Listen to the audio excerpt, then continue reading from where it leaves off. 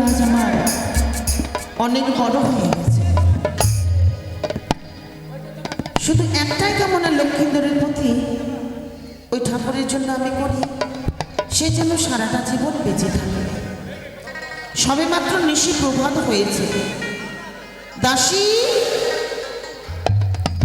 জানি এরা নিজের নিজের কাজেই ব্যস্ত, ততক্ষণ একাই বসে থাকি আমি।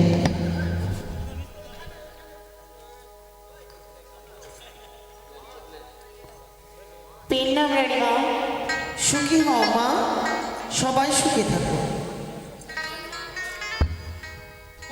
মা এত সকালবেলায় ঘুম থেকে কেন বাবা? সকাল সকাল কি এমনি ঘুম থেকে উঠেছি, একটা নতুন গান শিখেছি মা। কিসের গান? নতুন নিউ ডিজাইনের গান উঠেছে, একটু শোনাও। শুনবে? হ্যাঁ। চিড়িব শাড়ির ছিড়িব চুলে। এই গান তোমাকে কে শিখিয়েছে? একটু পরে আপনিও শিখে নেবেন। আমি শিখবো মানে আমি তোমার কথা বুঝতে পারছি না। আপনার কাছে ইউটিউবে ঢুকে যাবে গানটা, এখনই ঢুকে যাবে ইউটিউবে, শুনতে পাবেন। আমি তোমার কথা বুঝতে পারি না বাবা। বুঝতে পারছেন না? একটু পরে বুঝতে পারবেন। ঠিক আছে ঠিক আছে। লক্ষ্মীন্দর কোথায় আছে? এসো মা দাসী, এসো। এই তো আমরা চম্পলায় চলে এসেছি। তুমি একবারে যাও। কি তোমার ওই রানীমা কি? দেখি দেখো।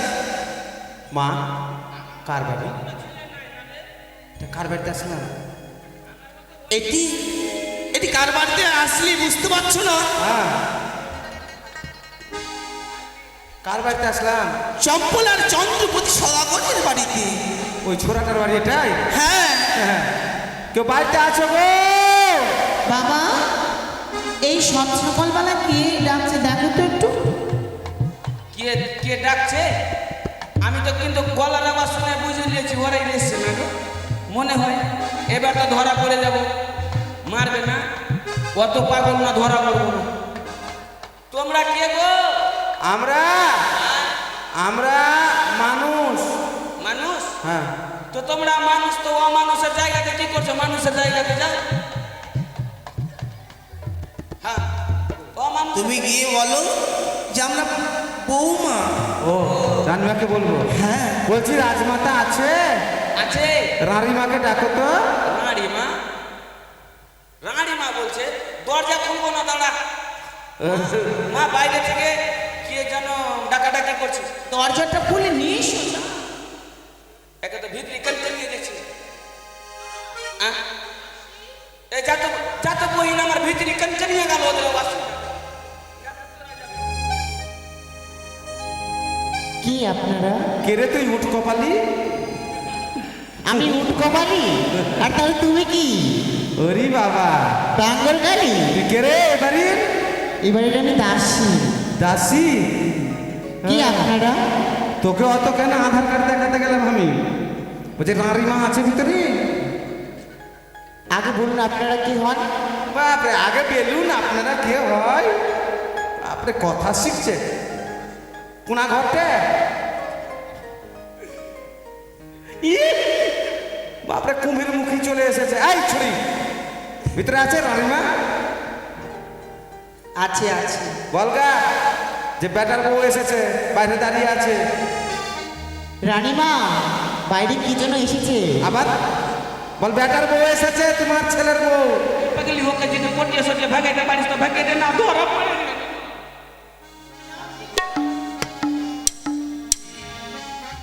ঠিক আছে, আসুন আপনারা। চলেন।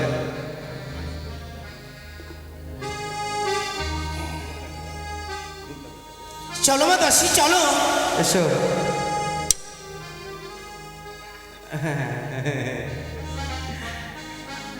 কে তুমি? নাকের টাকুনটা পড়ে গেল ওই যে। নকরি? এ কি দেখছি দেখো তো।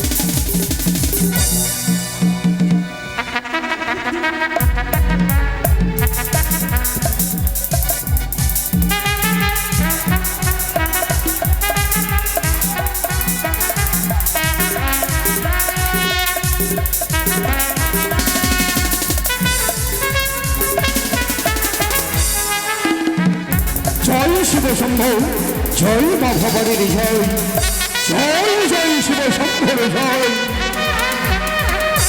এটি সরেকা সরেকা, কেন কেন আজ আমার চম্পকনগরের রাজ বসাবে? নকরীকে দেখো তুমি, এত কি হয়ে গেল ছেলেটা? ডিজাইন করে চুল কেটেছে, ডিজাইন করে। নগরী, এটা কি হচ্ছে? বৌদি এসেছে গো, বৌদি এসে সম্মুখে দাঁড়িয়ে আছে। কি বলতেন?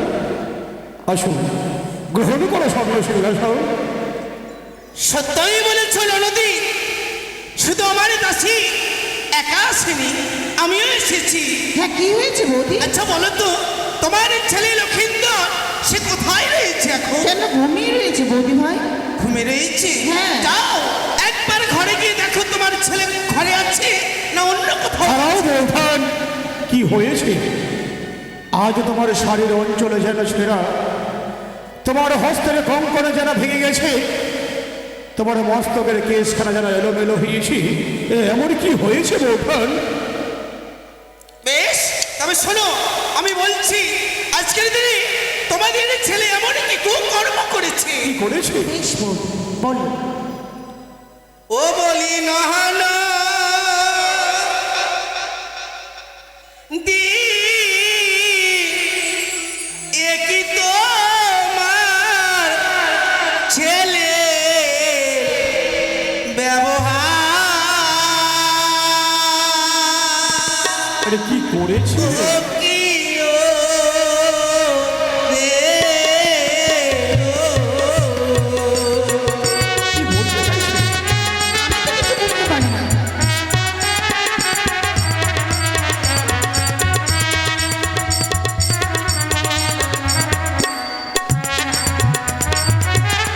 ও বলি ননদি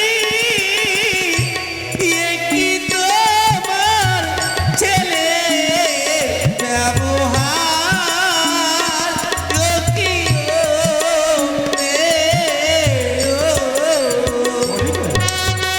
আরে কি কি বলছে এটা বুঝতে পারি না তো।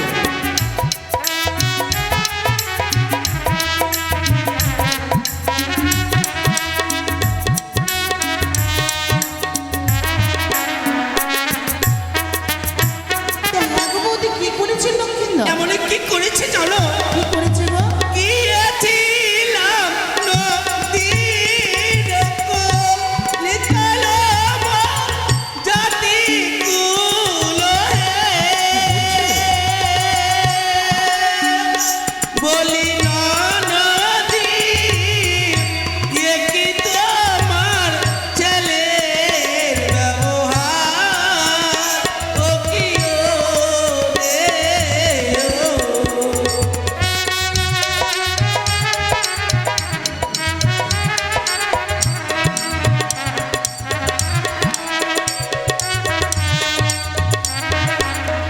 দাঁড়াও বলতেন, চুপ করো বৌদি, তুমি কার সামনে দাঁড়িয়ে কোন কথা বলছো? তোমার বিবেকে বাধে না? আমার বিবেকে একটা শঙ্করপুরের রাজপ্রাসাদের রাজরানী হয়ে তুমি এই কলঙ্কের কথা বলছো, তোমার লজ্জা থাকা উচিত। ও তাহলে আমি বুঝি তোমার সম্মুখে এসে নাটক করছি? কিছুতেই বিশ্বাস করি না। যার মুখ থেকে দুধের গন্ধটুকু যায়নি, সে এত বড় না খুব কর্ম করবে এমনকি নিজের মামিমার সঙ্গে? আমি বিশ্বাস করি না বেবি। এটা তো আমারও বিশ্বাস হয় না। ও তোমরা তাহলে বিশ্বাস করছো না? না, না। কিছুতেই না। তবে চেয়ে দেখো, কি? চিরিল মাথার কেশ, ভাঙিল কেন কলসি, এ কি বলছে সরেকা? বলিব কি তোমার ছেলের ব্যবহার ও কি রে চুপ করো বৌদি, সরেকা, আরেকবারও কথা বলো না। দাঁড়াও সরেকা, দাঁড়াও। সত্যই সে বারবার আমার পুত্রের কথা বলতে চাইছে। তার কাঙ্ক্ষের কলস ভেঙেছে, সামান্য মাটিরই কলস ভেঙেছে বলে তোমার এত বড় অভিযোগ? সরিকা, তাকে তুমি 2খানা স্বর্ণ কলস তুলে দাও। দেবো গো, তার শাড়ির অঞ্চল যদি ছিঁড়ে থাকে আমি 10 হাত শাড়ি দেবো। তাই হবে। তাতে তুমি দুঃখ করো না বৌদি। ও আর একটা কথা কি জানো, লক্ষিন্দরকে গর্ভে ধারণ করেছি বলে যে আমি তার মা তা তো নয়। তুমি তুমি তার মামিমা, তোমার কাছে একটু আদর পেতে গিয়ে, ভালোবাসা পেতে গিয়ে শাড়ির আঁচলটা ধরেছে, একটু ছিঁড়ে গেছে, এ তো অপমান নয়? ও তোমাদের কাছে সামান্য? চুপ করে না, বলো। না, না, তা নয়। আজ লক্ষিন্দর আমার মান সম্মান নিয়ে ছিনিমিনি খেলেছে। সংযত হয়ে কথা বলো। এই জন্য তো তুমি মন্দা নারী, সন্তানের মা তো কোনোদিন হতে পারবে না, ডাকটুকু শুনতে পাবে না। তারাও সরে যাও। সন্তানের মায়া মমতা তুমি কি বুঝবে? সন্তান হয়নি অনেক ভালো, অমন দুষ্ট করুন যে শূন্য গুহাল অনেক। হারাও বৌভাট, তোমার মুখের কথা আমি বিশ্বাস করি না। এই মুহূর্তে লক্ষ্মীধরকে দেখে আমি প্রমাণ করতে চাই। লখাই, লখাই, চরণে প্রণাম জানাই বাবা, আয় ওই সমান পুত্র, প্রণাম জানাই মা। সুখী হও বাছা। মা ঠিক আছে? একটাই কারণে বাবা, আমি জানি ছোট থেকে তিল তিল করে বড় করেছি, কোনোদিন ওই মুখে আমি মিথ্যে কথা শুনিনি, আজও শুনবো না। তবে লখাই কেন ডেকেছি জানো? কেন বাবা? মনের মধ্যে কয়েকটি প্রশ্ন জেগে উঠেছে। আমি তোমায় যদি প্রশ্ন করি, তুমি আমার সকল প্রশ্নের সঠিক উত্তর দেবে লখাই। বেশ, অবশ্যই দেব। তবে বলতে পারো লখাই, এই মুহূর্তে চম্পকনগরের অধীশ্বর কে লখাই? তুমি? আমি। সত্যই সত্যই আমি হচ্ছে চম্পকনগরের অধীশ্বর। তবে লখাই, আমি যখন ইহকাল পরিত্যাগ করে দিয়ে ওই পরলোকে গমন করব, এই চম্পকনগরের কে দায়িত্ব পালন করবে কেন বাবা? লখাই? আমি? তুমি করবে। তাই কিছুক্ষণের জন্য আমি এই চম্পকনগরের রাজ সিংহাসন তোমায় দান করে দিলাম লখাই, গ্রহণ করো সিংহাসন। বেশ বাবা। বাবা আমায় কেমন মানিয়েছে বলো? সনিকা, সত্যই আজ পুত্র লক্ষ্মীধরকে সুন্দর মানিয়েছে। শুধু বাকি রইল কি জানো লখাই? কি বাবা? এই মস্তকের রাজ মুকুট আর তোমার জননের হস্তের রাজ তিলক লখাই। তবে লখাই, বলো লখাই বলো, এই মুহূর্তে চম্পকনগরের কে দায়িত্ব পালন করছে লখাই? আমি বাবা। সত্যই তাই বলতে পারো লখাই, যখন এই চম্পকনগরের রাজ সিংহাসনের দায়িত্ব তুমি পালন করছো, এই সময়ে যদি কোনো এক অপরাধী কোনো নারী অপরাধ করে থাকে, তার তুমি কি বিচার করবে লখাই? বাবা এই মুহূর্তে তাকে কারাগারে নিক্ষেপ করে তার মৃত্যুদণ্ড দেব আমি। সত্যই সত্যই বলেছে লখাই, নারী অপরাধ বড় ভয়ঙ্কর অপরাধ। যেই অপরাধী কোনো নারী অপরাধ করে থাকে, তার উচিত শাস্তি হবে মৃত্যুদণ্ড। তবে বিলম্ব কেন লখাই? এই মুহূর্তে সেই অপরাধীকে তুমি শাস্তি দাও লখাই। বাবা তোমার ভাষা যে আমি ঠিক বুঝতে পারছি না, কাকে আমি শাস্তি দেবো বলো? এ কি বলছো লখাই? এই চম্পকনগরে হাজার হাজার প্রজাগণ, মন্ত্রী কাকু সেনাপতি নেরাই সকলে দাঁড়িয়ে রয়েছে, তাদের মধ্যে তুমি কোনো অপরাধী দেখতে পাও না লখাই? না বাবা না। আমি যদি বলি এই অপরাধী অন্য কেউ নয়, এই অপরাধী হচ্ছ একমাত্র তুমি। আমি এমন কি অপরাধ করেছি আমি বাবা? একই লখাই, তুমি কোনো অপরাধ করনি। না বাবা। সত্যি যদি অপরাধ না করে থাকো, সারে মুখে ছেড়ে দেখা এক নারী, সেই নারীকে তুমি চিনতে পারো কিনা? না বাবা, এই নারীকে আমি কখনো দেখি লখাই, ছোট থেকে মানুষ করেছি, কোনোদিন মিথ্যে কথা শুনিনি। একবার তুই আমার মাথায় হাত দিয়ে বলতো বাছা? না। আমি পারবো না জননী। লখাই, তোমাকে ছুঁয়ে আমি কোনোদিন মিথ্যা কথা বলিনি। আজ এই নারী যা বলেছে তা সত্য। ছি লখাই, ছি। বড় ভুল করেছে। হেরে গেলাম লখাই। আজ জীবন যুদ্ধে আমি হেরে গেলাম। কি করলে লখাই? ছোট থেকে আমার কত স্বপ্ন ছিল, তোর মুখে আমি কোনোদিন মিথ্যে কথা শোনাবো না, তোর কুমলঙ্গের কথা আমি কোনোদিন যা যা আমার সামনে আজ আমার পুত্র লক্ষ্মীধর সত্যই তোমার সঙ্গে অন্যায় করেছে, তাই পুত্র হয়ে আমি জোর হস্ত করে আমি তোমার কাছে ক্ষমা চাইব। আমি ক্ষমা করে দিতে পারি সদাগর, ক্ষমা করে দেবে? কিন্তু এক সত্যই, অবশ্যই সত্য। 7 দিনের মধ্যে যদি লখাইয়ের বিবাহ দাও, তবেই করে দেব। কি বলছো বৌমা? বিবাহ হ্যাঁ 7 দিনের মধ্যে, আর যদি বিবাহ না দেই তাহলে ওই লখাইয়ের মোড়া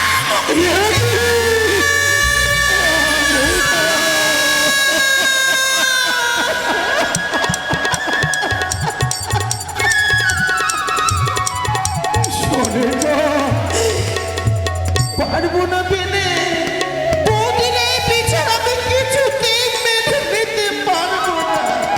মহারানী, মনে পড়ে তোমার ধাত্রী মায়ের কথা, মনে পড়ে সকল কথা।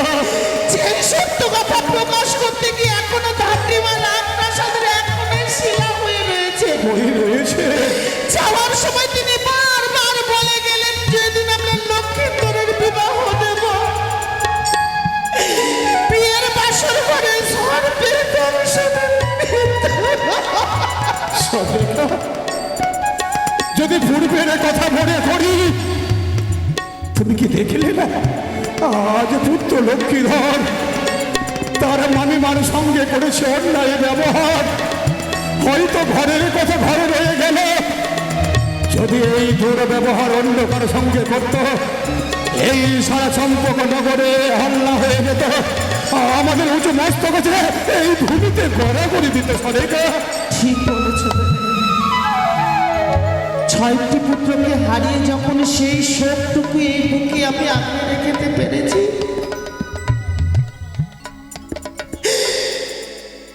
যে লক্ষ্মীন্দরের কারণে তোমার উঁচু মাথা নিচে হয়ে যাবে, এই শোক, এই অসম্মান আমি সইতে পারবো না। তবে সদেকা, তাই তুমি এমন সুখের সুবুদ্ধিতে এমন একটি কর্ম করো, এমন কি করবো? লক্ষ্মীন্দর যেন সারাটা জীবন বেঁচে থাকে। বেশ বেশ সদেকা, বেশ। লক্ষিন্দর সারা জীবনে বেঁচে থাকলে তার ব্যবস্থা আমি করব, আর বিলম্ব নয়। এই মুহূর্তে ঘটক মহাশয়কে ডেকে পাত্রীর সন্ধান করে নেব। সেই স্থানে সযোগ্য পাত্রী পাব, সেই স্থানে আমি রওনা দেব। কোথায় কোথায় ঘটক মহাশয়?